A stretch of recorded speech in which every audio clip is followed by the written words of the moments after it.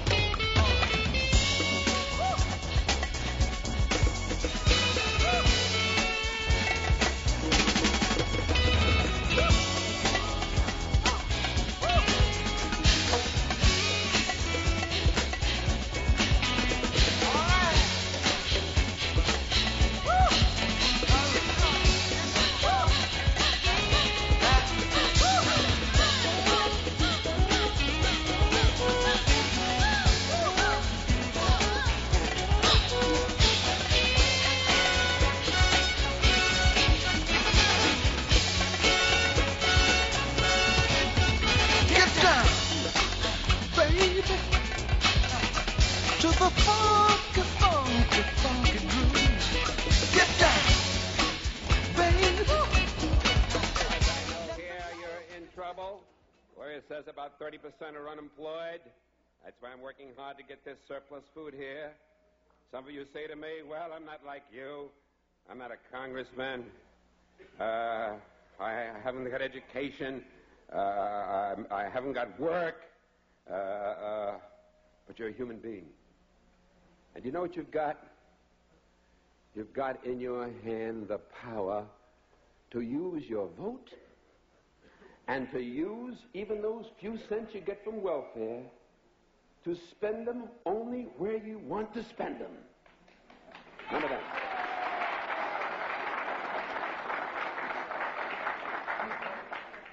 A young slave boy stood one day before the greatest ruler of his day. And God said to Moses, what's in your hand? And Moses said, Lord, only I've got a stick, that's all. He said, well, let me use what's in your hand. And God used that slave boy with a stick in his hand to divide the Red Seas, march through a wilderness, bring water out of rocks, manna from heaven, and bring his people to freedom land.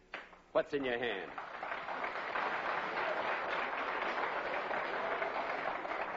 What's in your hand? George Washington Carver, who was so frail that he was traded for a broken-down horse as a slave boy. And George Washington Carver, sitting in the science laboratory at Tuskegee, told me, he said, Dr. Powell, he said, I just go out in the fields each morning at 5 o'clock, and I'll let God guide me.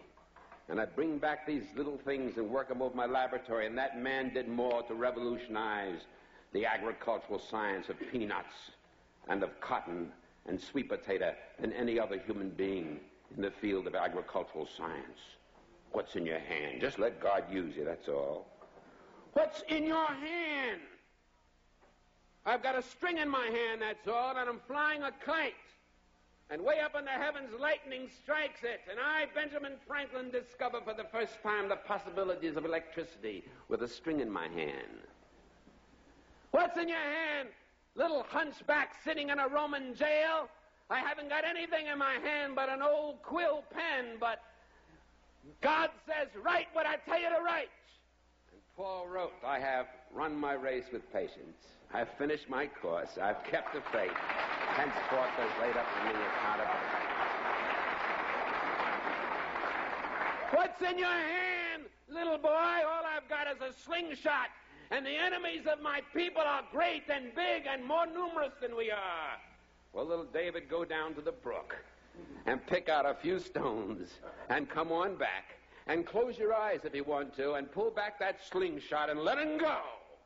And David killed the biggest enemy, the leader of the giants, against his people, and his people became free, just letting God guide a stone in his hand.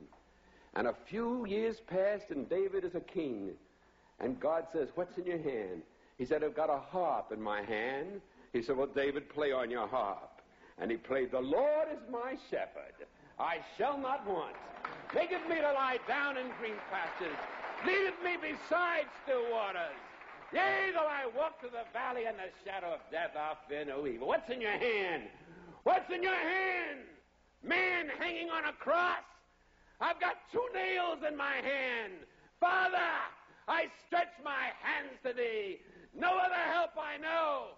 If thou withdraws thyself from me, whither shall I go? And that man, with 2 nails in his hand, split history in half, BC and AD. And what's in your hand tonight, people of Cambridge? You've got God in your hand, and he'll let you win because he's on your side and one with God, always in the majority. So walk with him and talk with him and work with him and stick together and fight together. And with God's hand in your hand, the victory will be accomplished here sooner than you dreamed, sooner than you hoped, sooner than you prayed for, sooner than you imagined. Good night and God bless you.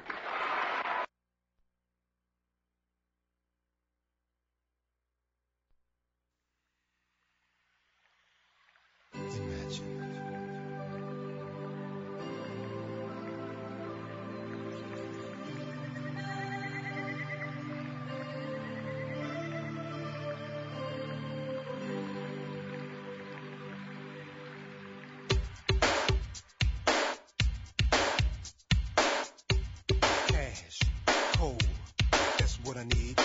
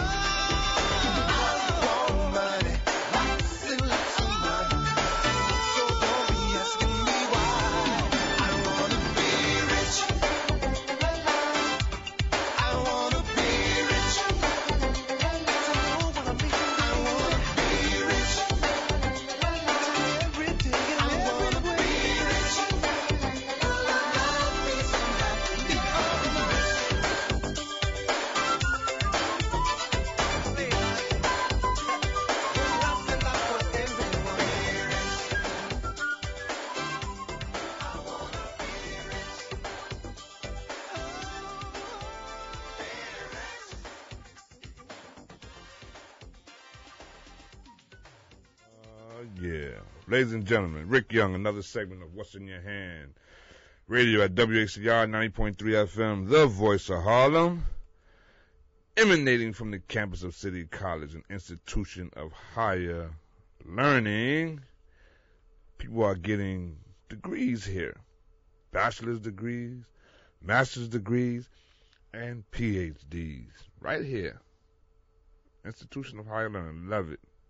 WHCR 90.3 FM, New York. Every time I listen to Reverend Dr. Adam Clayton Powell Jr., I get inspired.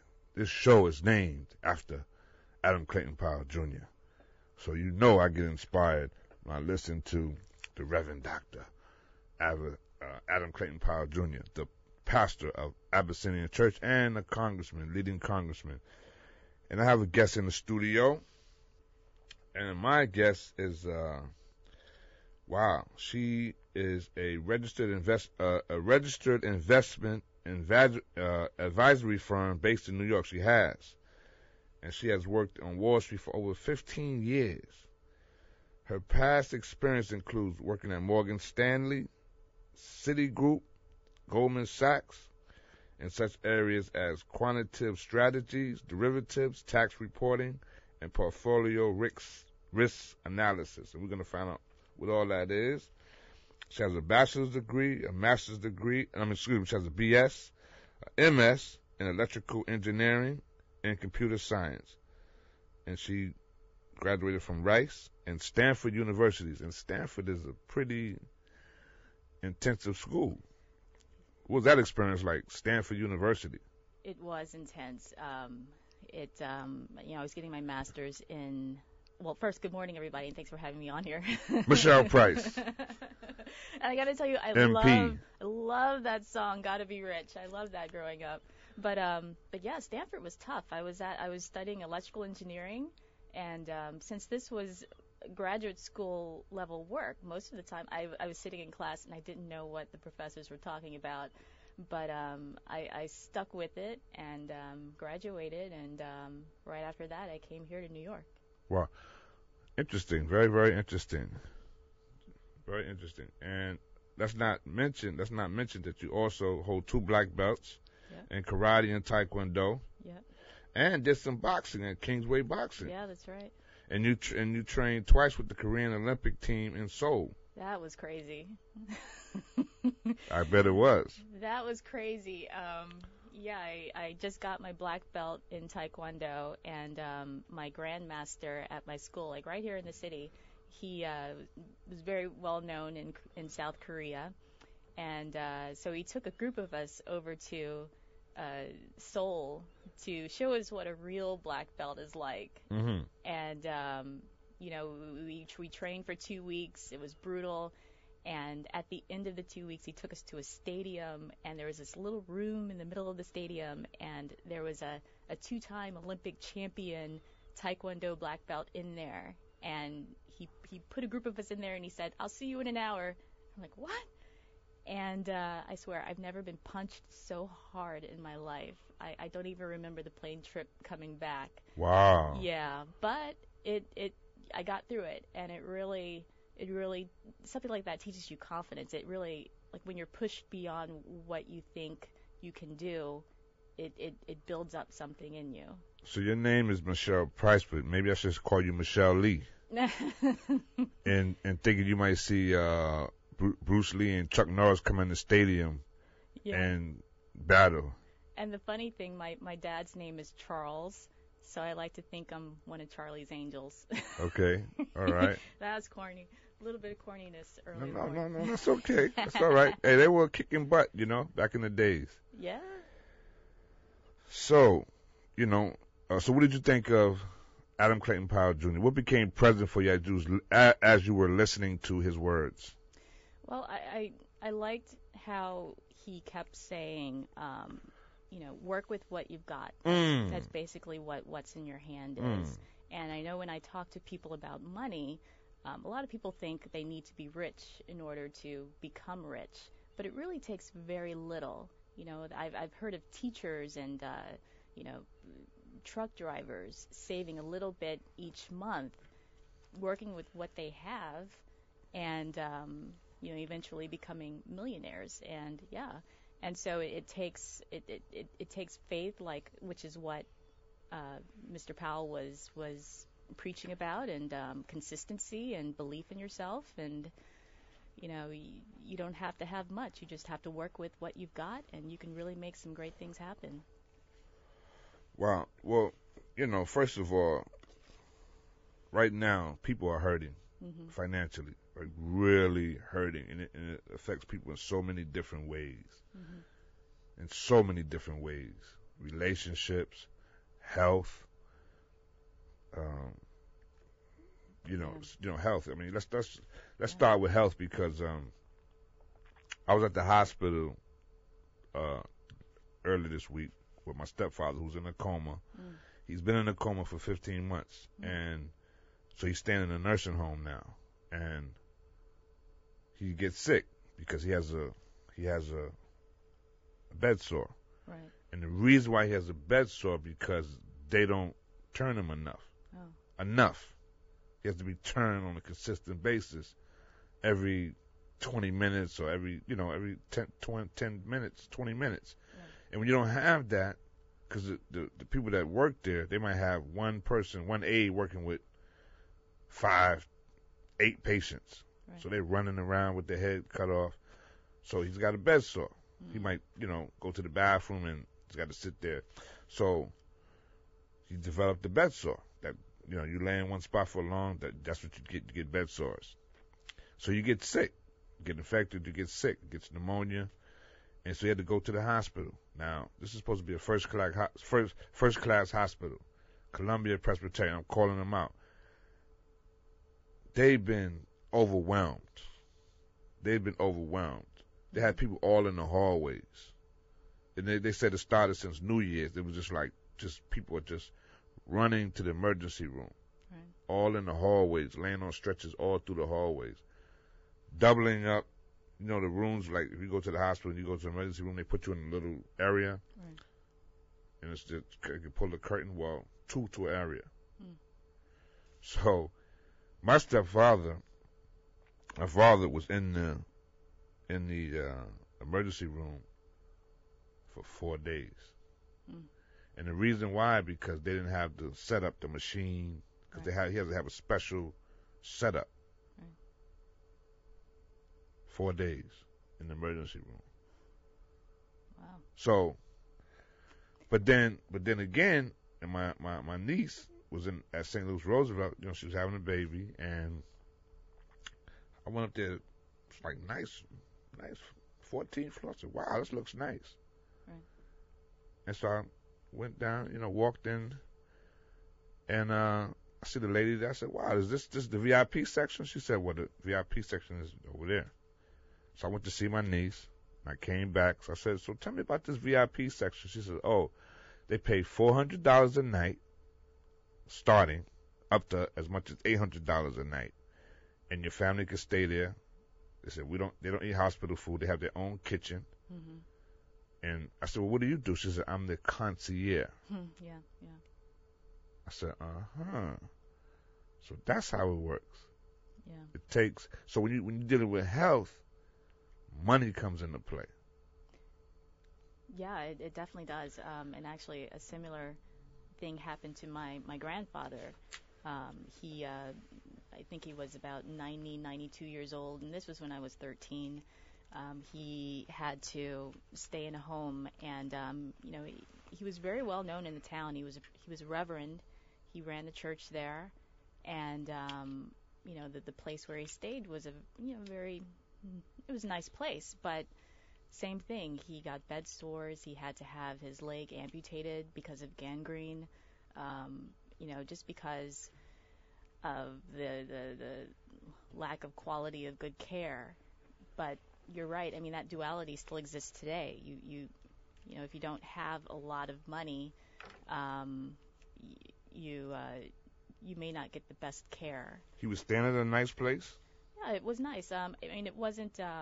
We couldn't really afford to put him in a place where he could really get a great deal of attention. But it wasn't a bad place. So it was just a surprise when that happened. But yeah, I mean that problem still exists today, where if you have more money, you you're able to get a better standard of care. And that's something that I talk to my clients about. Getting insurance, making sure that you're covered in case you have to go into the hospital, in case you especially when you're older, in case you need to get care. So yeah, I mean, health and money are definitely related. Definitely. Unfortunately, it shouldn't be. And I'm very glad that the president's taking steps to make sure that everybody can get care. And I'm very glad that Health Care Act wasn't repealed by the Supreme Court. It's something that we definitely need here in the States, definitely. I was on the phone with a gentleman yesterday, and he was telling me that in France, they have a healthcare system that is run much better, much less expensive, and people get taken care of. And I think in Canada as well, it's. I think almost everywhere else, Denmark, and so,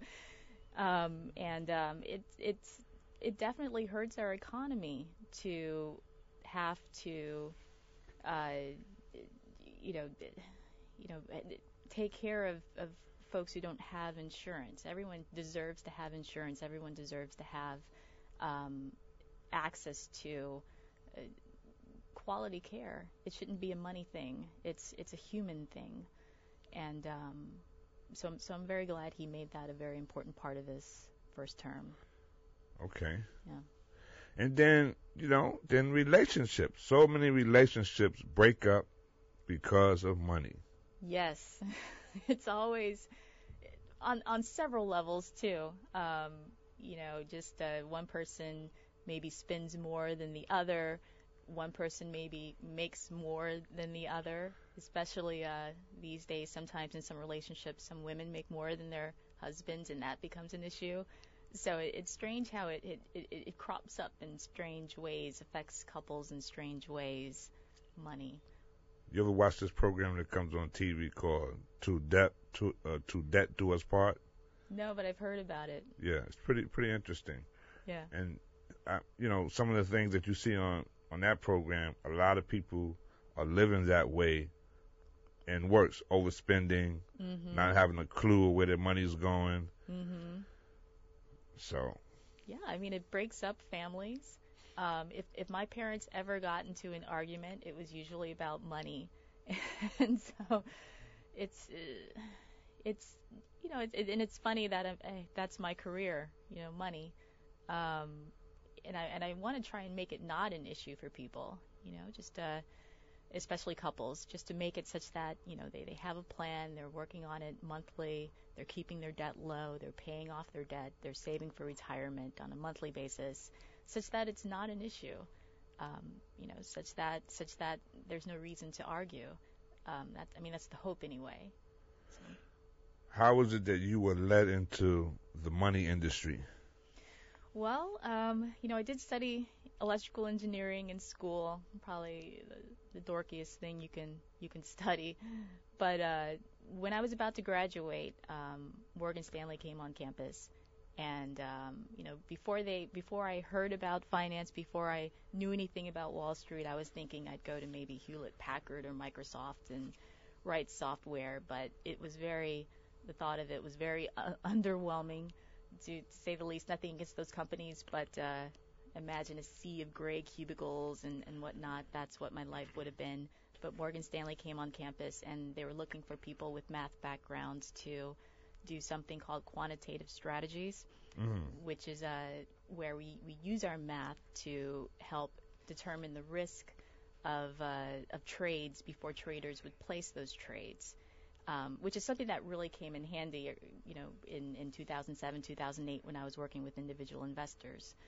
But, prior to that, I was doing portfolio risk analysis and working with traders.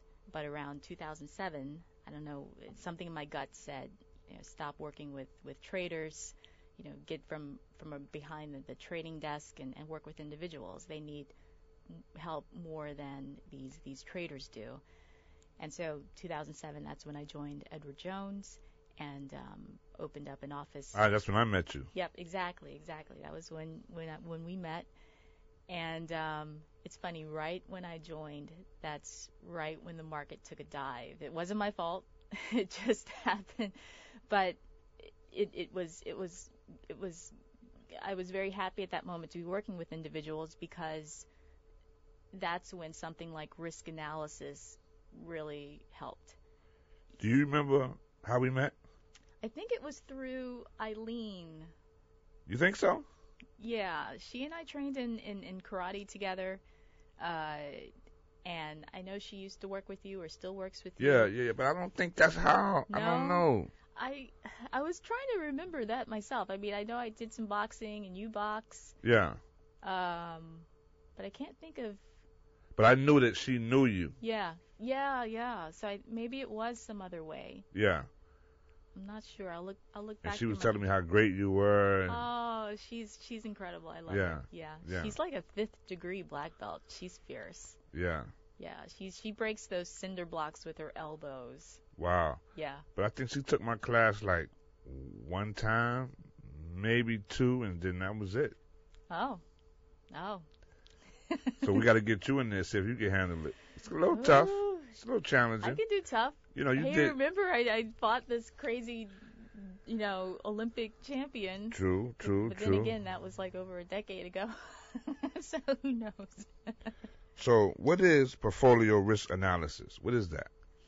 Well, it's a couple of things. Like what I did exactly, I would write software in Excel that would take a basket of stocks and look at the return that they gave, look at the something called standard deviation, which is a measure of a concept called volatility, look at other factors like something called beta, and use those factors to come up with a measurement, and that measurement basically tells the person who's about to trade what their chances are of losing money if they place that trade.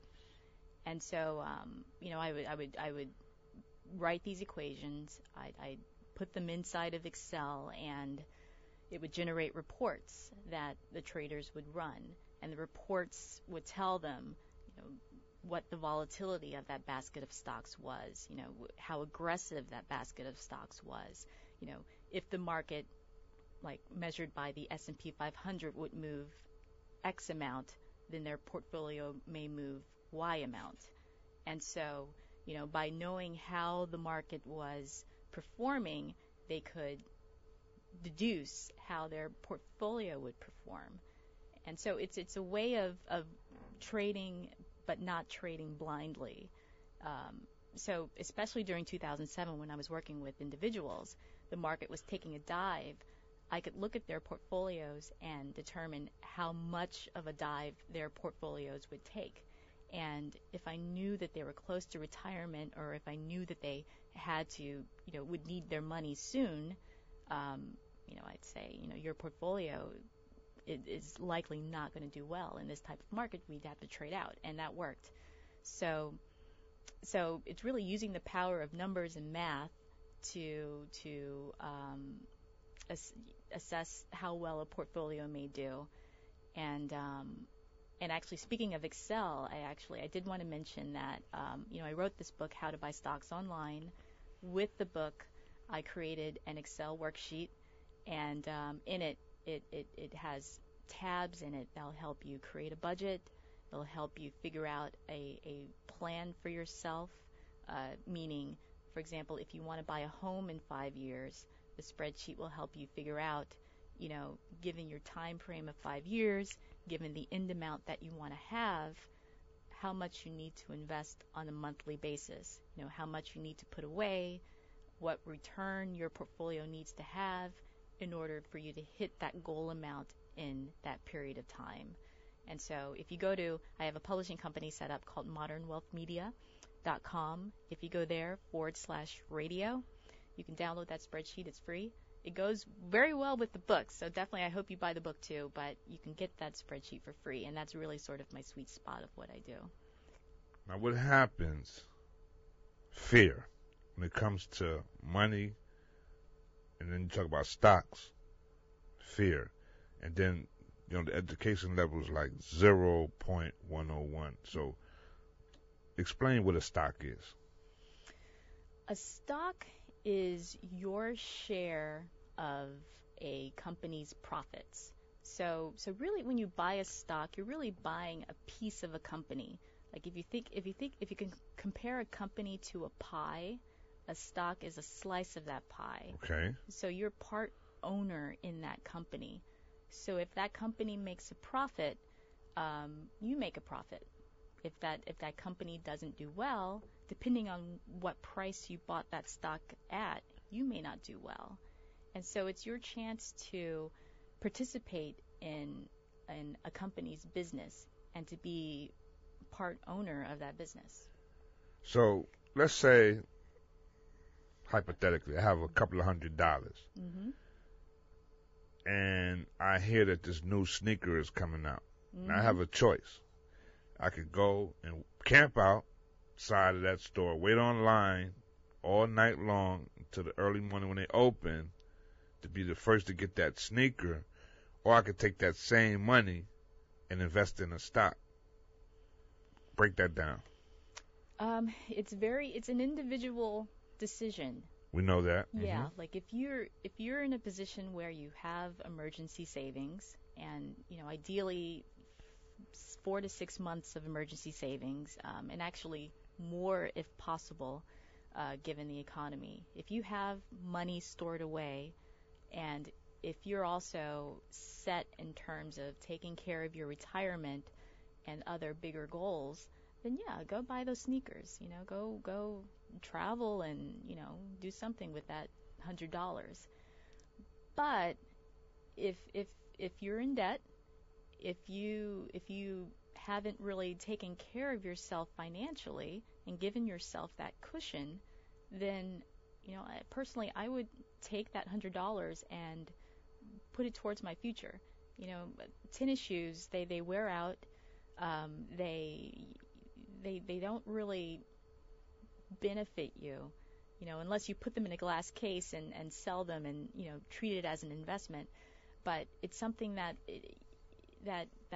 doesn't really help your future, work towards your future. So, I would say look at your situation. If you're already taking care of yourself financially, then you can camp out. You can do whatever you want. You can burn it. You can burn that $100 bills. I don't know what. Do whatever you want to do. But if you haven't taken care of yourself, then I would invest it instead. There are a group of people, African Americans, on a large scale, are not investing in stocks. Why is that? I know I talked about the fear, but any other reasons or that you've seen? I think another reason is access to education, learning about the stock market. It's I know growing up, when I look on TV, when I think about money, I would think about suits and people that I really couldn't relate to, and and so as a result, I wasn't really interested in learning more, but I knew I had to. But I wouldn't have felt comfortable going into an office and talking to an advisor that I wasn't familiar with, if you know what I mean. And so, I see that a lot, and I think that's one of the reasons why I'm glad I got into the business, because here it is, someone that looks like you, who has similar experiences to you, and I think it helps with trust, and it helps in terms of people wanting to learn more about this industry. So yeah, I think just like you said, just knowing what a stock is, knowing what investing is, I think that's a big hindrance to folks actually pulling the trigger and actually deciding to invest. At this time, let's say a senior, what would be a good investment for a senior at this time? At this time, a senior, seniors, I think what a senior would need when they're retired, they would need stability. they would need an investment that didn't have too much volatility, too many ups and downs. So if the market took a dive, they would need an investment that wouldn't take a dive. And so blue chip stocks and bonds fit those characteristics. Now, blue chips are things like Procter & Gamble, Johnson & Johnson. If you look around and look at the things that you buy every day, like your paper towels, your toothpaste, your Pampers, these are things that people buy regardless of how good or bad the economy is. And so, as a result, their stock prices are usually fairly stable, and they also pay something called dividends, which is free money, more or less, that you get for investing in a stock. And so a blue chip stock, something from a large company that's very stable, and a bond, both of those, you put your money in, the price stays fairly stable, and you get dividends or interest, which is extra money that you can get monthly or quarterly or twice a year, just for being an investor. So that's usually what I would recommend for a senior. And what about a young person just starting out? A young person just starting out, and if you're young and if you're listening, you've got one of the best friends on your side, and that's time. Usually younger people can invest more aggressively, meaning they can invest in stocks that have more action, like a technology stock or biotech, financial stock. And the reason is that those stocks go up and down. They're very volatile, but because you have time in the market, you can endure a decline in your portfolio and recover from that without putting your goals in danger. So something a little more aggressive than a blue chip. Hold on a second. WHCR 90.3 FM, New York. Ladies and gentlemen, this is Rick Young in the studio. Another segment of What's in Your Hand. And in the studio I have Michelle Price, who's the author of a book of How to Buy Stocks Online. And you run Price Capital, LLC? Yes. It's a registered investment advisory firm. We do financial planning, and I also manage money for clients. Yep. Okay. How small? How small? If someone came to you with a jar and says, I want to invest. Well, actually, I'm actually this month releasing a new platform. It's similar to mint.com, and it'll let you link in your accounts and track your spending, create budgets for yourself, and also set goals and determine how much you need, help you determine how much you need to invest. And on top of that, for a little bit higher of a price, I offer financial planning, and if you have $100,000, then I can manage that for you if you so choose. But if you don't, then I have less expensive packages that I'm planning for you to use the system and at least get yourself started. As low as $15 a month to use it. As of now, that's what I'm thinking that I'll charge. But it doesn't take a lot. It just takes a little bit each month just to get started, and over time, you increase it. But you really just have to get used to the mindset of putting money away. The jar is a great start, and eventually it'll turn into an account, and eventually it'll turn into a secure retirement or a good house. So. Wow. But when someone is young, just starting out, they don't think, well, I need to start planning for retirement. They don't think that. No. They think about the things that they want. Right. But if they would have that kind of mindset, that would be great, and they could plan for that in the beginning. Yeah, they would be golden. Yeah. If you're young, you've got so much time on your side, so much time to invest and to have your your money do something that we call compounding. And so, yeah, I mean, it's a different mindset than it was when we were growing up. Our parents and grandparents usually had pensions and didn't have to really worry about putting away money. And so the idea of really having to almost 100% taking care of your retirement, that's a fairly recent thing. You know, they've taken away pensions, and really, you know, Social Security is in danger. So really, Is it really in danger? I think it is. Yeah.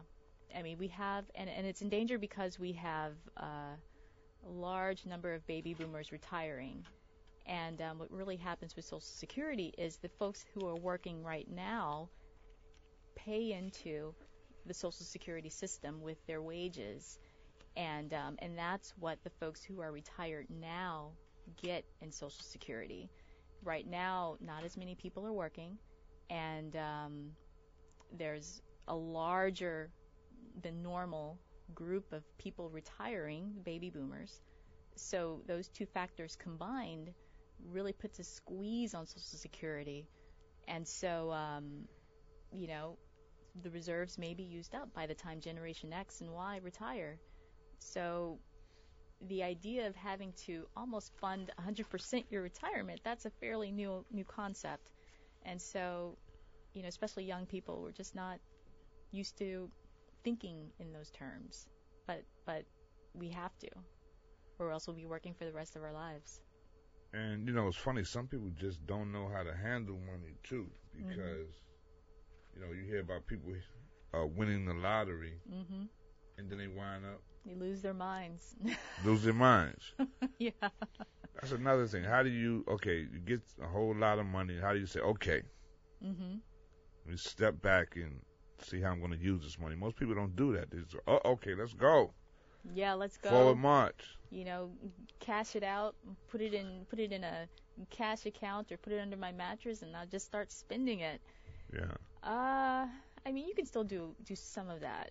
You know, take a portion of it and travel and go crazy. Then you get addicted. You know, because once you start, it's like you get addicted to it. Yeah, but it's all in the mindset. It's all about, you know, it's all about thinking about the future and thinking about security and all these things that are boring, but something that you need to do. What's your website again? My company website is pricecapitalcorp.com. That's price as in Price is Right, and capital as in Capitol building where nothing's getting done these days, and corp.com, Price Capital Corp. And that spreadsheet that I mentioned earlier, you can get that at modernwealthmedia.com/radio. And what is a Wall Street Geek? The Wall Street Geek, that's my personal blog, and I've been doing that for a number of years now. And so if you go to thewallstreetgeek.com, I write articles about what's happening in the economy. You know, I recently wrote an article where I talked about where I think the market may be going this year, and I try to help interpret what you hear in the news, and I try to help explain what investing is about, and make it fun and light. You know, I have articles. I do a podcast on iTunes, both video and audio, and just try to make it accessible and interesting. How do you feel about a stock like Facebook? Oh, Facebook. I hope Mark Zuckerberg isn't listening, but you know, I didn't recommend buying it. In the beginning, before it even went public. You know, and the reason is, you know, I know how they make money. It's through ads. It's through, you know, opening up your information to marketers. But I just don't think that's sustainable. You know, like, you know, if I always say when you think about buying a stock, look at your personal interaction with what that stock does. Meaning, People love Facebook, though. they love Facebook, but I know I don't use it as much because I'm concerned about privacy. Right, The people that I know don't use it as much because of privacy. right. And they don't like the things that Facebook is doing. Like, if you have a page on Facebook, if you want your post to be seen by more people, you have to pay. And folks like Mark Cuban and others have really gotten irritated by that. Like, it didn't used to be like that. So if you write something on your page, it may get buried in people's timeline unless you pay, and then it'll get put up to the top of the person's timeline. And so, between the ads and between Facebook trying to do, annoying little things to try and make more money. I hate to use the word annoying, but between those things, I just wonder how sustainable their business is. They're everywhere, and they definitely have a great product. And, for what it does, I like it too. But, I'm not, it's not a stock that I recommend buying, at least not right now. I want to see where their business goes, what partnerships they form, and whether or not people will continue to endure Facebook's, how they give your private information out, how they open that up. Well, they came and took out MySpace. I mean, they just took them out pretty much. Yeah. I mean, they're still there, but I don't think it's like not the same as it was. No, I remember when MySpace was so popular. Right. They're trying to come back as a more of a music site, so a site where artists put up a page. I know Justin Timberlake invested in it now. Right. Right. Okay. Yeah, so they're trying to come back. They're still there. But yeah, Facebook just obliterated them, and Friendster and Orkut, all those other social networks, Ning, they really killed them all. And what about Google as a stock? Google, I love Google, and they have a solid business model. For example, if you go to Google and you do a search, you may see ads on the side. Google makes money every time you click on one of those ads. And even if you go to one of those sites and see ads along the border of the website and click on those ads, Google makes money from that. And they also have all these other products like developer tools. So if someone creates an application, Google makes money from that. They make money in a lot of different subtle ways. The people that run the company are very, very smart. The price of the stock is on the expensive side. I think it's between $500 and $600 a share, so it's definitely very expensive. Really? Yes. Wow. It's very expensive, but they have a solid future. And actually, it's sort of, I was thinking about this morning about opportunities to make money in the stock market, and and one of the ways to make money in the stock market is to buy a stock at a low price and have it go up in price. And so when you sell it at that higher price, you make the difference between what you bought it at when you sell it at. That's your profit. And so we really need Washington to create fiscal policies, to create new industries, so that new stocks, new companies can go public and offer stocks at a low price, so that there's more opportunities for folks to make money. Otherwise, a lot of the good stocks like Google are just too expensive right now. So it's a lot more difficult right now to make money in the stock market. And you don't want to buy one share of a Google, right? It's kind of dangerous to buy one share. You can buy one share, but it's really not going to make you that much money. Right now it's swinging between $500 and maybe $650. Wow. So if you buy one share, and maybe you can make $150 off of it, but. And what did they start at? What do you mean? What did they start at? Google, when they went public. Like all stocks start at maybe $20 or so. Oh, but from $20 all the way up to $500? Yeah, or actually, Google was special because when they went public in the late 90s, they were so hot that I think they went public close to $100. I can't remember. But they start low, and then they go up. An hour went by so fast. We need to take a quick break, and I shall be right back.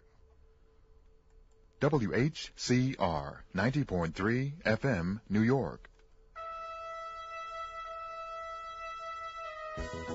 You don't have to travel downtown for Italian cuisine in an elegant atmosphere. Gran Piazza d'Oro now has a full-service bar, and they offer the best in Italian cuisine.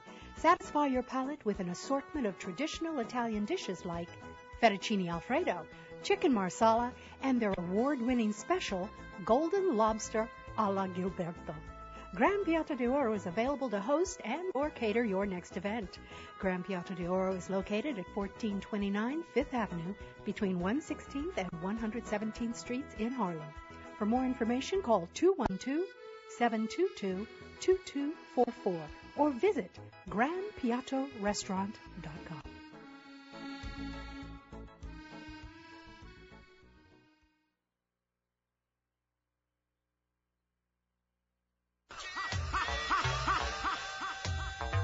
WHCR 90.3 FM New York would like to thank the sponsors of our annual holiday party fundraiser held on Friday, December 21st, 2012 at Image Nation's Raw Space. Special thanks to Harlem BBQ, Dinosaur BBQ, Manna Soul Food, Melba's, and Dougie's Chicken and Waffles. WHCR encourages you to support these sponsors. Please visit our website, www.whcr.org, for a listing of the restaurants and their locations.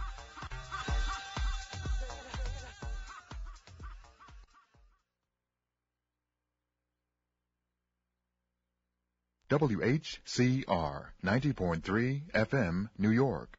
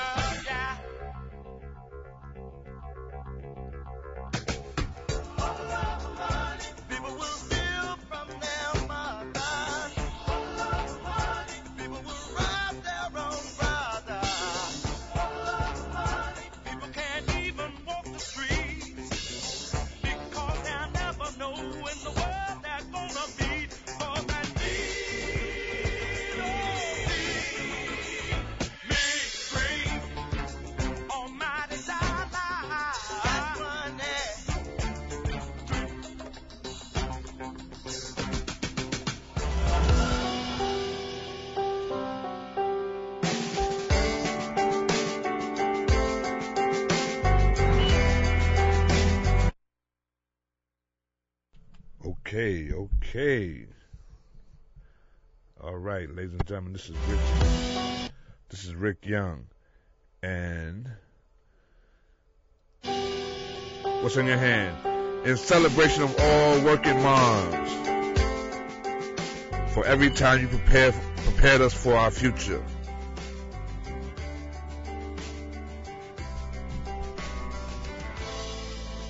For every time you healed someone. For every time you taught us something new.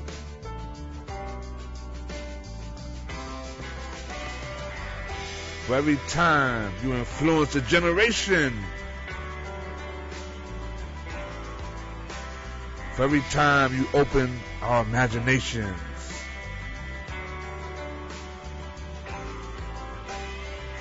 For every time you stood up for what's right. For every time you sacrificed. Mothers. For every time you laugh with us. Mothers. Mom. Mother. For every time you multitasked.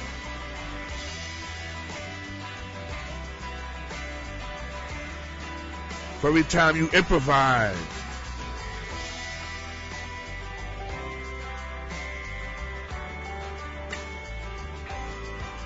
For every time you dried our tears.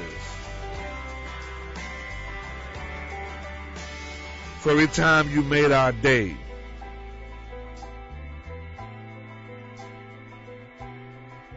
Every time you did it, you changed the world.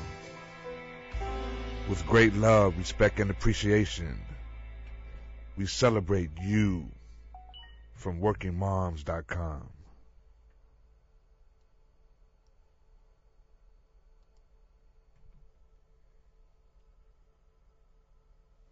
Hi, Mary Ellen Tribby here, CEO and founder of WorkingMomsOnly.com, the world's leading website for the empowerment of the working mom. And today, I'd like to share with you, with our community, what's going on inside the Working Moms Only community.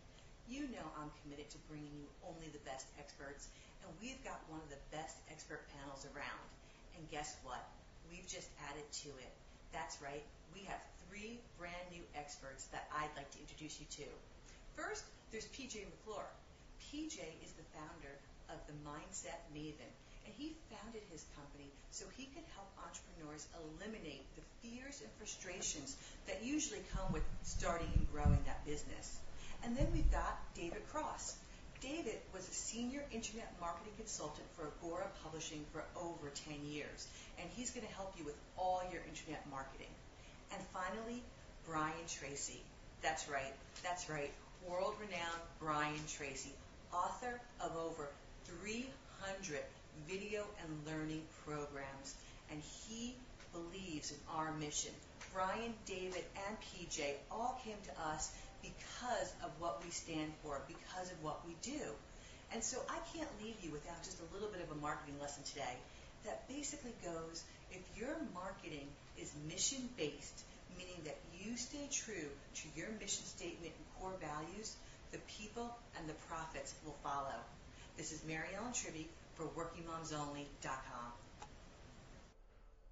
Now, Michelle, your business is mission driven as well, right? Yes. Tell me about your mission. To help people plan for the future and to give them quality advice that'll bring more certainty to planning for their future. Wonderful, wonderful. And the name of your company again is? Price Capital. And it's a lovely coincidence. My last name is Price. So but Price Capital.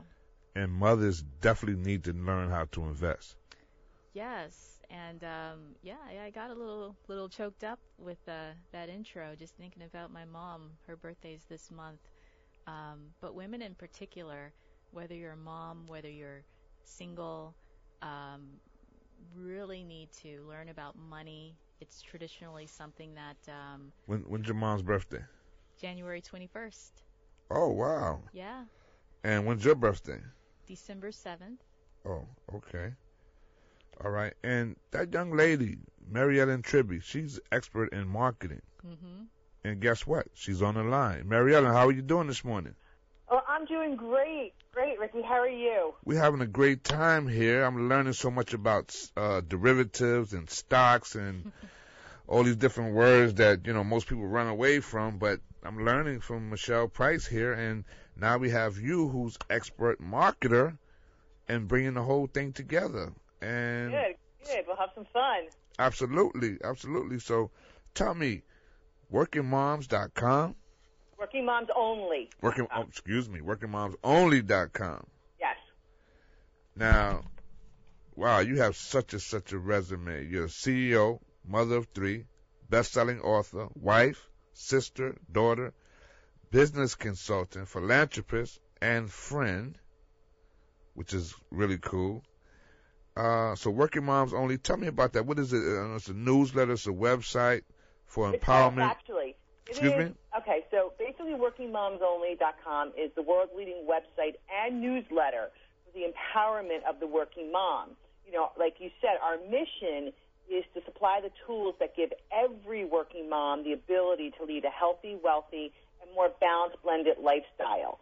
And so the funny part is, though, Ricky, is because there is a paradigm shift in, certainly in our country, that 30% of our subscriber, 30% of our community are men because they're looking for a healthier, wealthier, more balanced, blended life as well. So we welcome everyone into the community, but my advocacy is for working moms because, it's my belief that working moms have more responsibility than any other single group of people, and they have, they just have more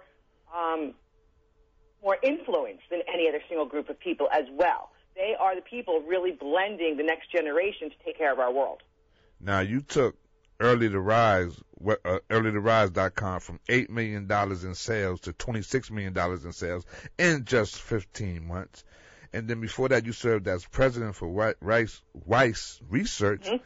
where you led the company from $11 million in sales to $67 million in sales in just 12 months. You've got the Midas touch. I've got something. Who knows what it is? But it's funny that Michelle's on because, both Whcr and, of course, Early to Rise, that's part of Agora, really are in that financial newsletter world, teaching people, advising people how to invest because, and I agree with Michelle, when I was in that world, in that financial newsletter world, the majority of my subscribers were men. It's not something women really get as involved in as they should, and it's really important that they do. And that's, because also in my community, I've got, 25% of my community are single working moms. Wow. Right? So, we've got to know, our finances, and we've got to be able to, when I say that I give everybody, working moms, the tools, I go out there and I find people who can, teach people, about finances, right, or about health, or about productivity. It's really making sure that I've got my experts covered so that it's a 360 holistic approach that they understand how to have that healthier, wealthier life. Wonderful. And I want to thank Mr. John Hines because I didn't know who Mary Ellen Tribby was until John Hines told me. He says, listen, there is a lot of people out there teaching online marketing and teaching how to build businesses, but Mary Ellen Tribby is the real deal. He says, Rick, check her out. She's the real deal. And John Hines, I think John Hines. Do you know who John Hines is? I Googled John, but I don't know John. Right. Well, he's the one who told me he knew about you. And he told me, he says, hold on a second. WHCR 90.3 FM, New York. Ladies and gentlemen, this is Rick Young, another segment of What's in Your Hand Radio. And in the studio, I have Michelle Price, who's the author of How to Buy Stocks Online. And on the telephone, I have Mary Ellen Tribby, who's the chairman, founder of WorkingMomsOnly.com. And Mary Ellen, first of all, how are you doing today? Mother of three. Wow. I'm good. You know what? Morning is my favorite time of the day. You wake up fresh every day. You're ready to go. It's just a great day. Well, this is a question for I'm going to start with you, and then I'm going to let Michelle answer this question as well. Michelle, can women have it all? What is all? I think all is very different from what it used to be. It's different depending on the woman. My all is a great business and healthy friends and family. Another woman's all may be having children and a husband, and it really depends. I think the classic word all meaning, I think it's very difficult. Being able to take care of your home life, your husband and children, and work. I think that's a huge burden, and I don't think women should beat themselves up anymore about not having the classic all anymore. Mary Ellen, do you think women can have it all? I do, but like Michelle, everyone has to define what their all is. And, what people, very often people think balance means spending an equal amount of time on work as you do in your personal life. But in reality, what a balanced life means is that you go to bed every night with an overwhelming feeling of satisfaction. And so for me, I do. I have 3 kids. I have a thriving business. I have a wonderful husband. And to me, that's my internal. What else do I need? All my kids are healthy. They're compassionate. My husband is wonderful. And so, yes, I do. But what women also need to achieve that is a support system, because no one can do it alone, regardless if you have kids or not, right? Everybody needs a support system. And when you develop that support system, when you identify your priorities and you make the right choices, you certainly can have it all. I think what people do, unfortunately, is compare themselves to, too many people out there, when all you've got to do is say, what makes me happy? And I know what makes me happy, and in my eyes, I've got it all. Okay. Now, do you like sports, Michelle? Oh, I love sports. You love sports? I don't know. Oh, me? Yeah, because you do martial arts and... Yep, I love doing sports. I'm not a huge watcher of sports, but I enjoy it. Yeah. Mary Ellen, do you enjoy... Oh, my gosh. I love sports. I'm the ultimate Yankee fan. Giants, yes, all New York teams. And my kids play everything from softball to baseball to football. And I'm an avid tennis player. My whole house revolves around, especially on the weekends, there's nothing but sports going on at my house. now, Mary Ellen, there was a gentleman by the name of Vincent Lombardi, football coach for the Green Bay Packers. And every year, even if they won the championship, he would start the year off with his veteran players. He would say, "Gentlemen, this is a football." Because basically he wanted to say, hey, it's all about the basic fundamentals. So, Mary Ellen, what is marketing? That's awesome that you asked, because one of the biggest things that I teach is direct response marketing, because that is your basic fundamentals. And what direct response marketing is, it's not big branding, it's not Nike, it's not Gatorade, it is dollar out, dollar in. It is, quantifiable, it's immediate, and you know what your results are. So if you don't understand direct response marketing, you cannot have a business. You can learn all these fancy online cool tips and tricks, but what I always say to people, if you don't get the fundamentals of direct response marketing, it's like building your dream house on swampland. The house might look gorgeous for a certain amount of time, but it will come crashing down. And if you don't understand direct response marketing, your business may be okay for a certain amount of time, but it will come crashing down. So you have got to understand direct response marketing. Well, can you break that down, what direct response marketing is? Sure. Basically, it is that kind of marketing that is immediate. So we'll use email as an example. If I send you an offer in email, and then I know I send out 100 offers, and I get 50 back, I have a 50% response rate. What I'm looking to do is get an immediate response, a specific response, and a quantifiable response. So direct response marketing all revolves around three things. It revolves around the list that you go to, right? Are you my target? Are you the right person? It revolves around the offer I make you, and it revolves around the message I send you. And that is the simplest way to break it down. I mean, I have a whole book, it's called Changing the Channel, 12 Easy Ways to Make Millions for Your Business, that really it's 283 pages, published by Wiley. So it really goes into every little detail of direct response marketing and multi-channel marketing, which just means reaching you in different ways. So instead of reaching you via email, I might reach you via direct mail or call you on the phone or put an advertisement on TV. So the biggest thing is to understand the difference between direct response marketing and branding, where branding is just a wide reach, putting a message out there, and hopefully the next time you need sneakers, you're going to remember Nike, as opposed to me sending you a message and that I want you to respond to right now. Wow. Well, let me just say this, Marietta. And one thing I know about you, or learned about you, is that you hang out with champions. I mean, I went to see Joe Polish in Pittsburgh. Was it last year? Last year, and that was great. I mean, the guy I really like Joe Polish, and you hang out with a lot of other marketing champions. Is that important to hang out with marketing experts as well, and you learn from them? Oh my gosh!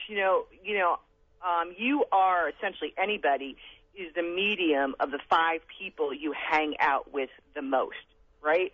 So if you're hanging out with broke, unmotivated, people, then you're going to be a broke, unmotivated person. But if you're hanging out with people like a Joe Polish, like I hang out with Michael Masterson, people like that, right? Then you just soak all that up, and in exchange, you put out your energy and your knowledge as well. So yes, you've got to develop, like I said before, a support system or a mastermind or people that you thrive with. And of course, Joe is just one of my dearest friends, and just love him to death. So he's an excellent example of a great person to hang out with and learn from. Now you wrote this book, Changing the Channel, with Michael Masterson. Who is Michael Masterson? Oh, my goodness. Michael Masterson is the creator of Early to Rise. He's also a partner in Agora, helped Agora, Inc. grow from, at the time, I think it was $8 million when he started, and Agora right now is a $500 million company. He's just one of the foremost business people in the world. He's written several New York Times best-selling books. And for me, he was my partner at Early to Rise, and and one of my biggest, best mentors of my life. Wow. How did you meet Michael? When I was at Weiss, when I was president of Weiss Research, it was the same industry as Agora. And really, again, what we did is we held roundtables every year, meaning the people who ran the top companies in the financial newsletter world all got together every year to share information.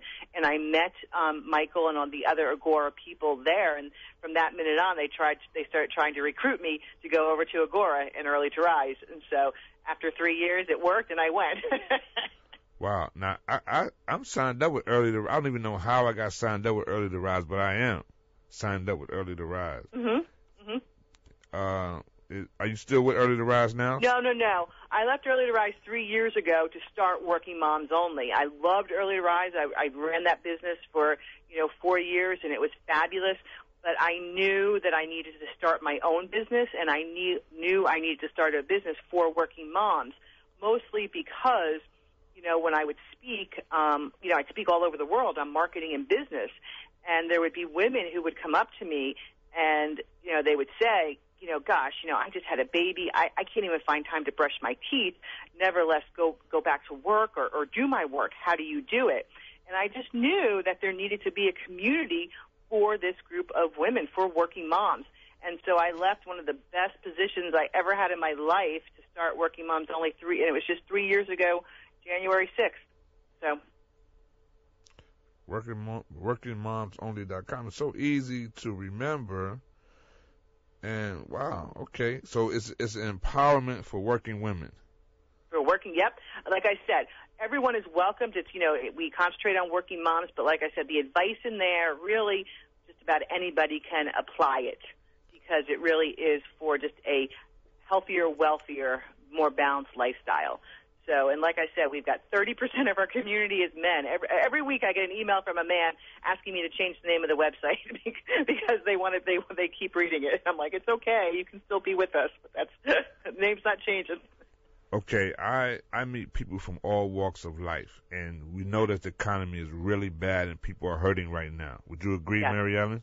Oh, absolutely. Okay, so I have this, what they call the What's in Your Hand challenge. So, Mary Ellen, I'm going to take you, and we're going to put $100 in your pocket, right? You with me so far? Okay, good. Yeah, and sure. Then we're going to put you in a city where you don't know anyone. It's got to be a city. It can't be New York because we know you got New York connections. It's got to be a city where you don't know anyone, right? $100 in your pocket. With that $100, you got to find a place to live, and you got to eat. What is Mary Ellen Tribby going to do in a situation like that? Just $100. Well, I'll tell you. I mean, that's the beauty of today's age. It doesn't matter where you are. Hopefully, I'm in a city where my dollar goes a lot further than New York, right?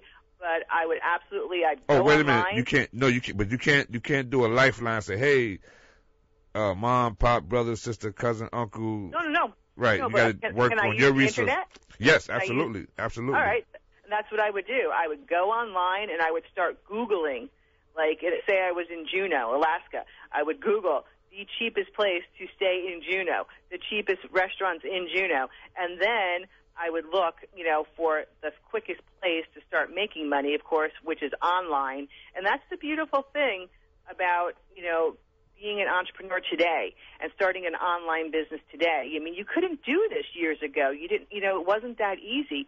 You can set up a business, essentially a website, right, for $8-9 with GoDaddy. You go to GoDaddy, you register a URL, you can set up a website, you can have someone build you a website for $5 from Fiverr. You go to Fiverr.com. So, and I would start making money, right? But I would absolutely find the cheapest places because, and that's what I think a lot of people are afraid to do today is to give things up. I would be much more concerned about making money at that point, and not worrying about that my place is luxurious or I have this or I have that. I would start making money right away after I found my cheap food and my cheap place to stay, and then I would, and if I, and in the meantime, I would wait tables. I would do anything I can to bring that money in while I'm building a business online. Oh, okay. I guess you do know how to wait tables. You got 3 children, right? That's right. And hey, you know what? I put myself through college in New York City. I waited a lot of tables. What school did you go to in New York? NYU. NYU.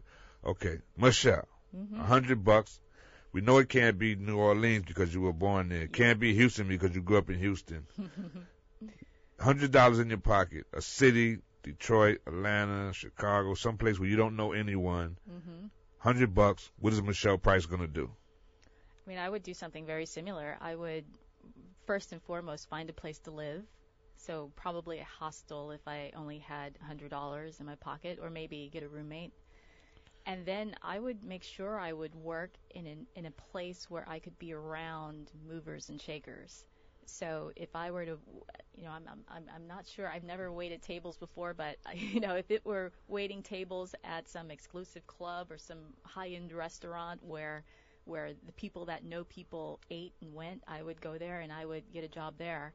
But really, like as she said, I mean, as I'm making money, as I'm waiting tables or whatnot, I would work on a side business to, likely online to make more money while I was, waiting tables.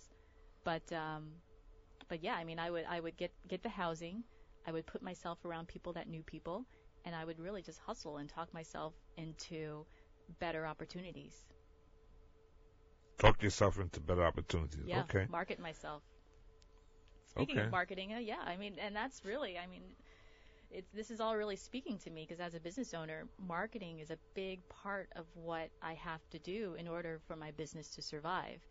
And it's not just about building brand awareness, but it's also about giving people a call to action. and getting them to respond and measuring that response rate. And really, it blows your mind in many different ways that you can reach people, whether it's through content marketing or through social media or through direct mail or through email marketing. It really just blows your mind.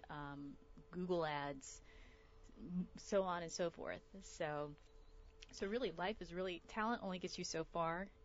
At the end of the day, it's really about marketing yourself and getting people to respond to you. Now, Michelle, how do we get people to develop good money habits? Education definitely is number one, and consistency, and having the right mindset. I think those three things you can't really build wealth without those three things. So putting your mind in the mindset of saving money, of being goal oriented, and having direction in your life, and a plan for your money, and being consistent. So whether it's saving consistently month to month, or staying at the same job and working yourself up to the top, or seeing any project through, wealth is really consistency consistency is at the core of building wealth. And also education, just learning about investing, learning about stocks, learning about the idea of compounding and what that means, and learning about your options in terms of, saving and building wealth. Now, Mary Ellen, we know you know how to make money, but this is kind of like a silly question, but is it important for you to have good money habits as well? Absolutely. I mean, people, the thing that goes across the board that people need to respect, like they need to have, is respect. They need to respect money. They need to respect their time. They need to respect each other. And when you do that, when you practice that respect on every single thing in your life, you'll see, your life is so much better exponentially. So yes, I mean, you've got to have good money habits, and that's kind of what we drill into our kids. My husband and I. Wow. Now, there was a program that came on ESPN. They have this great documentary program called 30 for 30. And we know about people that hit the lottery and they win millions of dollars and they wind up broke. Right. Well, this documentary on 30 for 30 was about athletes, and it was titled Broke. They make millions and millions of dollars, Mary Ellen, Michelle, and they wind up broke. Yep. What would you say to those $1 million athletes and their money, Mary Ellen? Well, for me, it's just not. It's living, as if you had a third of the money that you actually have, right, or you're making, right? Because nothing is forever, right? And so, and like with my husband and I, we live in a lovely home, a very modest home. You know what I mean? It's not this 10,000 square foot, house that could I afford? Could I live in? Yes. Do I want that pressure and that stress of being married to a house? No, I don't. And so, we live, like I said, like we're making it the third of the money we actually are. Therefore, my kids, 3 kids, they're 7, 12, and 14. Their college education is already paid for. You know what I mean? So that's how we do it. That's how you do it. Too many. Yeah, but people think it's going to last forever, and it doesn't. You've got to respect that, wow, this is wonderful, this is coming in now, but, where am I going to be, and how much money? It comes down to people have arbitrary numbers in their head, right? When what they really need to decide is what are my needs, and what are real needs as opposed to, wants. Needs and wants are two very different things.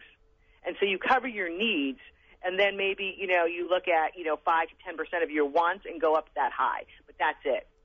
If you cover, your 100% of wants, forget it. You're never going to have any money. Man, you start seeing these guys, they start out probably, not doing financially, right. And then all of a sudden these big, huge checks are starting to come in. Sure. Huge checks. And, you know, it's like the bling bling and the cars, jewelry and, Right. you know. And do you need that? No, you don't need that. And, you know, and then you look at other guys, you look at like, you know, you're in New York, you look at a Derek Jeter, right? You look at somebody like that who's just got it going on because he also is very concerned about serving. And that's kind of how I like, you know, to live my life. I kind of divide it into thirds, you know, a third of learning, a third of earning, a third of serving. And when you divide it that way, right, and you're giving, when you're constantly putting out there, again, like you really understand what you need compared to what you want, because there are so many people who don't have, you know, nearly what you've got. Right. Now, let's get back on the marketing side. Okay. Just before New Year's, the night before New Year's, as New Year's was coming in the 31st, I said, you know what, let me go to the market and get some goodies. So I go in New York, and then there's a market called, I'm going to call them out. There's the West Side Market on 110th Street and Broadway, right? Mm-hmm. So I go there, Mary Ellen, they're packed. I mean, people are in there shopping, buying. You know, Columbia University's right there, and people are shopping, and they're buying, and they're just shopping, and they're just, all the shopping carts are gone, right? So they didn't have everything I wanted. So I said, okay, let me run across the street to D'Agostino's on the other side of the street, Mary Ellen, and I go in there, and it's empty. And I said, wow. So I asked the guy, I said, behind the counter, I said, can I speak to the manager? He says, can I help you? I said, can I speak to the manager? He says, can I help you? I said, I want to speak to the manager. He says, how can I help you? I said, you can help me by letting me speak to the manager. He literally got an attitude because I wanted to speak to the manager. And the whole energy and culture, and I spoke to the manager, and she was like, well, you know, I asked her, why is across the street, West Side, packed and full, and it's empty over here? She's like, well, talk to management. You can talk to management till you're blue in the face, but you see what it is. I said, thought that was interesting. And then I talked to some of the workers, Mary Ellen, and they were like, I said, so it's quiet, huh? He says, yeah, I'm glad. I don't want nobody bothering me. So you speak to that, Mary Ellen. This is the biggest mistake people make in business, and it doesn't matter if it's an online business or a brick and mortar business, or a mom and pop business, or a huge, you know, a business. I mean, D'Agostino's is a big company. They've been around forever. When I was living in New York, and the bottom line is, every single person you hire is an ambassador for your company. Hiring people is the most important thing you can do in a company when you want to grow. And customer service is an extension of marketing. So many people, you know, they stick their customer service people like in a closet away from everybody else when they are, you know, an extension of marketing. So when you have people who, and there are stores, you know, I mean, I live in Boca Raton, Florida. There are stores that I won't go into because I've had a bad experience. And when I have a bad experience, I write about it and I tell everybody, you know what I mean? And the bottom line is, what people don't get is, like with you, that you had that experience, but for every one person that speaks up, there's 33 people who feel the exact same way. They just don't say anything. You know what I mean? So that night, if 10 people went in there and said that to the manager, then you've got, 10 times 33, right? Just that night. And so you've got to hire the right people. They're an ambassador for your company, and you also have to know your audience. So, is D'Agostino's a lot more expensive than the market across the street for where they are right now, in that community? Who are you serving? So if you don't understand your ideal client, who they are, what their needs are, they're not going to come in, because people do have choices, and that's what, and that's great. So that's why with me, I watch my competitors all the time. I see what they're doing right, and I see what they're doing wrong. And when they're doing something wrong, man, I capitalize on that. as far as, and that's what people don't take the time to do when they start a business is, subscribe to your competitors, go out and buy from your competitors, see how they handle you after the sale, during the sale, after the sale, before the sale, and do it better and do it faster and do it cheaper. And when you put those things together, you're going to leave your competitors in the dust. Wow. Michelle? Yeah, I mean, what Mary Ellen said is so important. I mean, when I'm looking at a company to invest in, that's one of the first things I look at. How is their customer service? I mean, a company like Zappos, for example, they sell shoes online. I mean, what's distinctive about that? But you call Zappos, you interact with them, and it's just such a pleasure. I mean, there's a story about one time these group of students called Zappos and asked them, where can I get a pizza? And instead of hanging up, the Zappos customer service person helped them get a pizza. She got a pizza delivered to them. I mean, that's amazing. And so those students talked about Zappos and said, hey, this place is incredible. So it's it's such a great way, sort of an indirect way to market your services is having people talk about you and talk about their great experiences with you, and that's a great way to attract more people to your business. So she's absolutely right. So anybody that's listening out there, if you want to know where to get a pizza from, just call Rick. I'll tell you where to get a good slice of pizza from. It's the best pizza. Yep. Oh, boy. Right? So, wow. Now, Michelle, have you ever been to Disney? Oh, yeah. Now, I heard that their customer service is incredible. Is it true? This is what everybody says.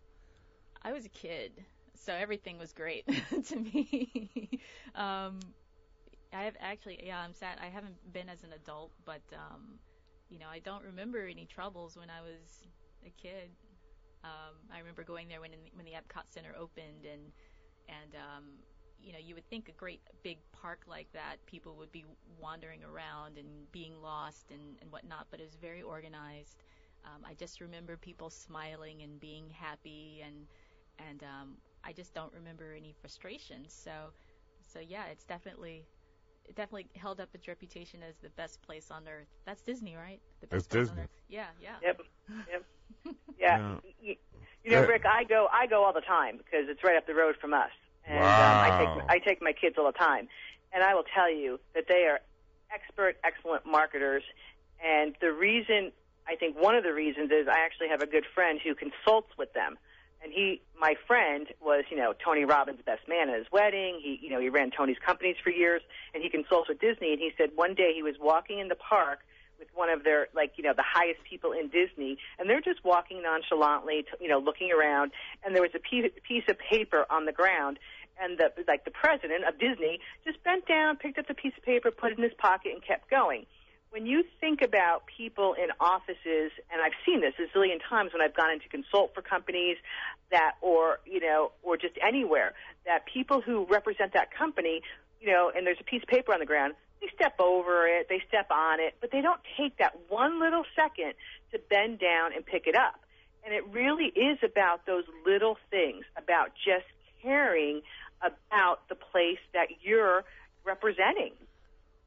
And so for me, every single time I go to Disney, I come back with a handful of notes because, I'll be up in Disney and I'll just, if I see something great, I'll just plug it into my iPhone, put it in my, so then I've got that idea and then I can apply it or I can teach it or I can do something with it.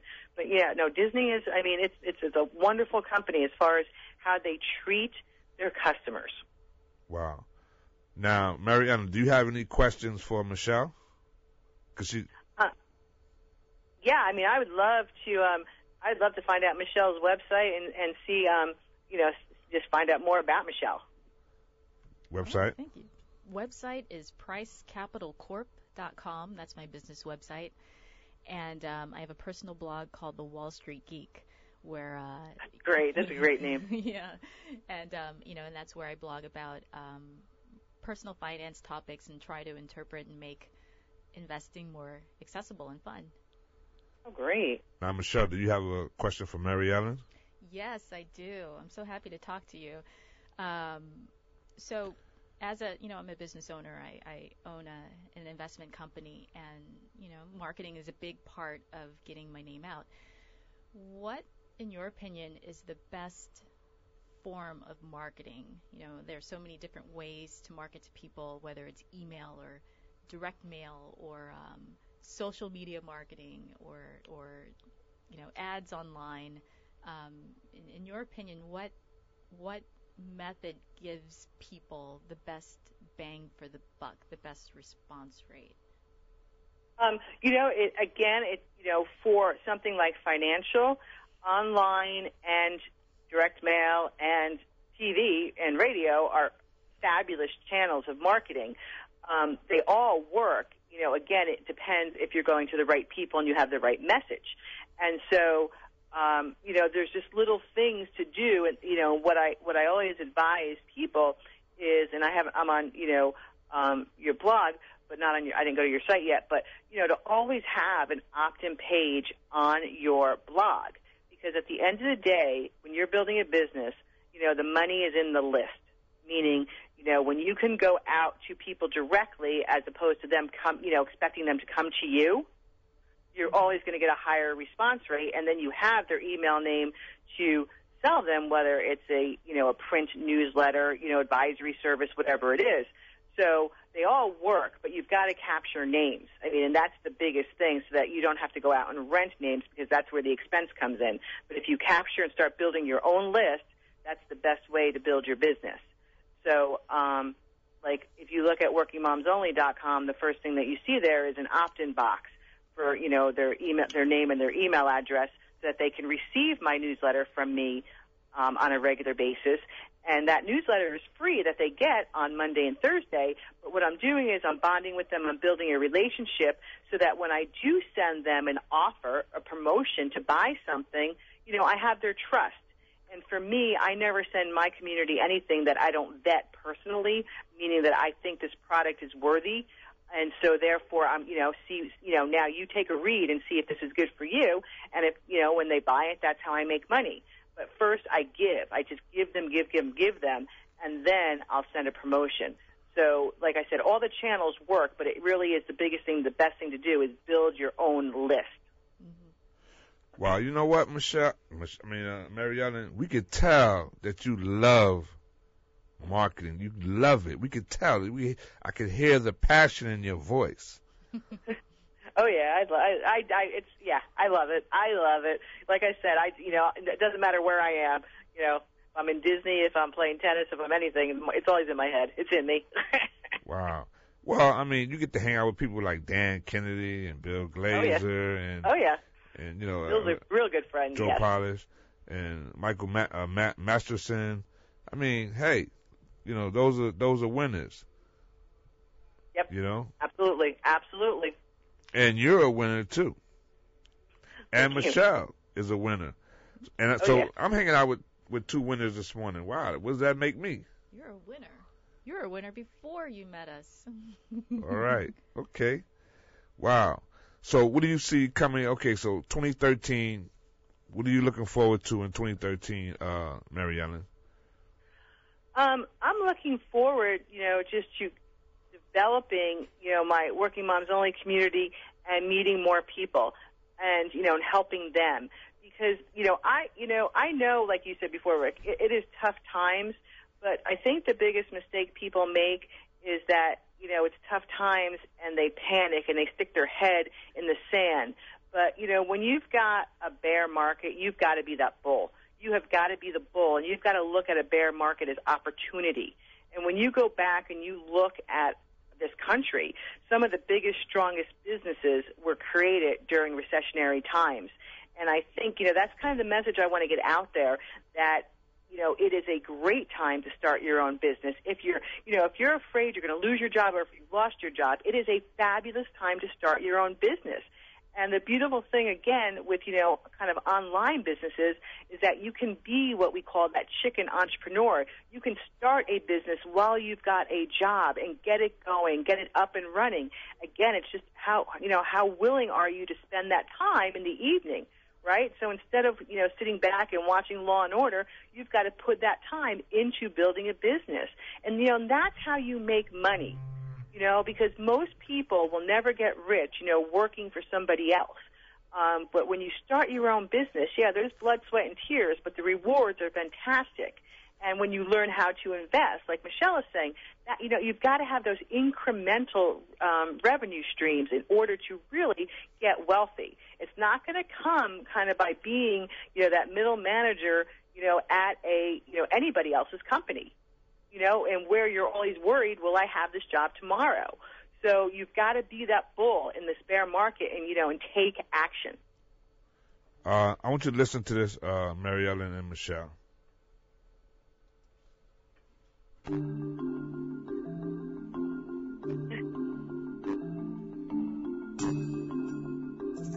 If you want to be important, wonderful. If you want to be recognized, wonderful. If you want to be great, wonderful. But recognize that he who is greatest among you shall be your servant. That's a new definition of greatness. This morning, the thing that I like about it, by giving that definition of greatness, it means that everybody can be great. Because everybody can serve. You don't have to have a college degree to serve. You don't have to make your subject and your verb agree to serve.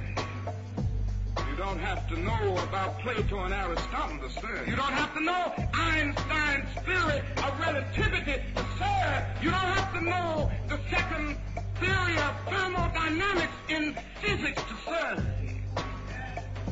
You only need a heart full of grace. Soul generated by love. You can be that servant. And you over there, and you over there, and you over there can be that servant. Michelle, what became present for you? What became present? Yes, as you was listening to those words by Reverend Dr. Martin Luther King Jr. Oh, you brought me back home with that. I just wanted to say preach, but it's so true. I mean, you can't just keep your what you've been blessed with, the gifts. You can't keep those gifts to yourself, whether it's talent or whether it's money. The country only gets stronger by the contributions of its people. And so, serving and giving back, whether it's of your time or donations or what, it'll only make the community stronger. It'll only make the country stronger. And I think more people definitely need to do it. I mean, that's a critical part of building wealth, for the country and for yourself. It really enriches your life to give back. And I think everyone needs to do it. Everyone. And Mary Ellen, what became present as you were listening to Reverend Dr. Martin Luther King Jr.? That we've got to, it's our responsibility to spread that, right? To spread that word. Like Michelle said, we've got to keep giving, but we've got to keep it out there and make sure people are aware that there is hope. Too many people feed on fear as opposed to hope. And there, you can have that abundant mindset or you can have a scarcity mindset. And when you listen to that, it's an abundant mindset all the way. And there's got to be that shift in mindset where we can have a great country. We can have, people can prosper, but they've got to take action. And they've got to take action. They've got to take the bull by the horns. They've got to do it. And they can. There are people who will help. Well, it's ironic. I have a shirt on that says hope right now. I'm wearing a shirt, a T-shirt that says hope. We can't see each other. That's great. Now, I just had someone on my show just recently who wrote, I think was a very good book, but I feel that they feel there's some lack there. Like they feel like it's not enough. Like, get out my way. I want to get my dream. I want to achieve my dream no matter what. And I mean, I was like, wait, there's enough for everybody. Yes. So when you run into people like that, how do you deal with people like that feel like it's not enough and they just move out my way because I'm going to get mine? How do you deal with people like that, Mary Ellen? I would say people like that usually deal with themselves, meaning I don't change how I respond to people. You know, I don't change my song. I don't change my dance. And generally sometimes you just don't end up working with those kind of people. I make sure that anybody who I work with or, Working Moms Only works with, that they're a customer-centric person, that they have, a mission, they have core values, and that they've got to be congruent, they've got to be synergistic to what mine are, or I generally don't work with them. I really don't. I pick my partners very carefully. And again, it's just like picking your employees or your team members. People are everything. And when people are like that, I generally I don't work with them. Wow. Okay, we're at the end. Any final words, Mary Ellen? Well, Rick, this was great, and I thank you for putting it out there and spreading the word and spreading the message to people. And that anybody who ever has a question for me, they can reach me at Mary Ellen at workingmomsonly.com. I always answer that email and answer any questions. And I hope people will go to workingmomsonly.com and subscribe, because we've got a wonderful community and everyone is welcome there. I really, hope that we can make people's lives better and stronger. Wonderful. All right. Well, I want to thank you. Michelle, any final words? Yes, I mean, I was so happy to come here today. Thanks for inviting me, Rick. And Mary Ellen, it was definitely a pleasure hearing you talk. I learned a lot. And this year is going to be a big year at Price Capital. I mentioned earlier I'm launching a new platform that will help you budget, help you learn how to invest. So go to pricecapitalcorp.com. There's a little yellow bar at the top where you can subscribe, and I'll let you know when that launches. Make this year a great year for yourself and for your wallet. I think a lot of people are feeling optimistic. And, when you talk to someone like you and Mary Ellen, Michelle, wow, that is definitely, you got to be optimistic. Mm-hmm. You got to have faith. All right. Mary Ellen, if you ever come to New York, you got to come and visit the studio. I will, and trust me, I do. I come to New York all the time. It's my favorite spot in the world. All right. Well, I want to thank you, and you have an extraordinary day. Give the children a hug and a kiss, the husband a hug and a kiss, and have an extraordinary day. Thank you, Rick. Thank you, Michelle. Bye. All right, take care.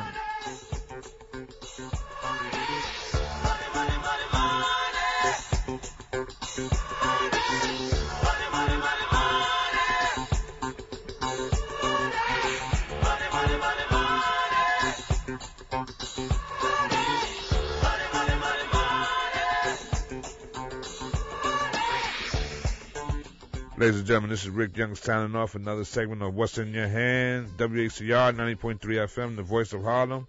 I will see you Sunday with another extraordinary show.